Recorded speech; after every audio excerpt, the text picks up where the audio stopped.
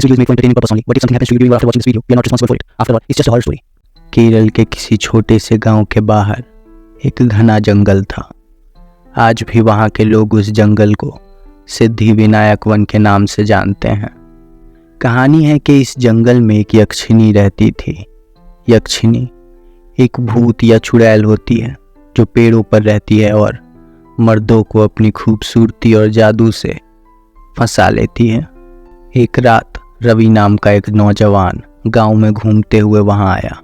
उसने सुना था कि इस जंगल में कुछ अजीब सी चीज़ें होती हैं और उसने सोचा कि क्यों ना कुछ नया देखा जाए। रवि जंगल के अंदर जाने लगा।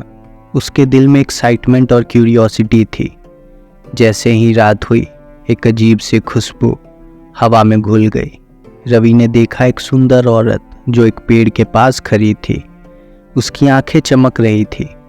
उसने रवि से कहा, आओ मेरे पास, मैं तुम्हें एक नई दुनिया दिखाती हूँ। रवि उसकी खूबसूरती में खो गया और बिना सोचे समझे उसके पास चला गया। यक्षिणी ने उसे अपनी कहानी सुनाई और उससे वादा किया कि वो उसे उसके सपनों से ज़्यादा खूबसूरत दुनिया दिखाएगी। रवि घंटों उसके साथ रहा और हर एक पल में उसकी आंखों से निकलती रोशनी उसके मन को बहला रही थी। लेकिन जब रात और गहरी हुई, रवि ने देखा कि यक्षिणी की आंखों में एक अजीब सी चमक थी और वो अपनी असली रूप में आ गई। रवि ने देखा कि उसकी शक्ल बदल चुकी थी और उसका खौफनाक चेहरा और लंबे तीर जैसे नाखून उसे और भयानक बना रहे थे।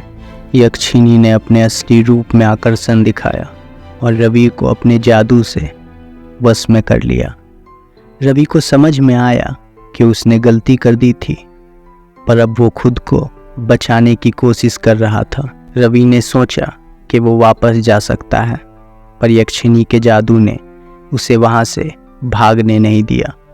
रवि ने फिर भी बहुत कोशिश की, लेकिन यक्षिणी के जादू के सामने वो बिल्कुल भी असमर्थ था।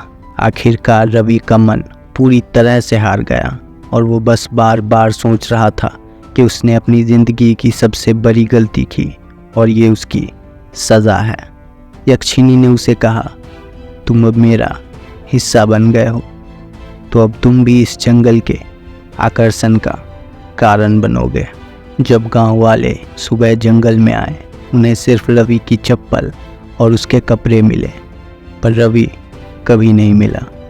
उस दिन के बाद कोई भी गांव वाला उस जंगल में नहीं गया।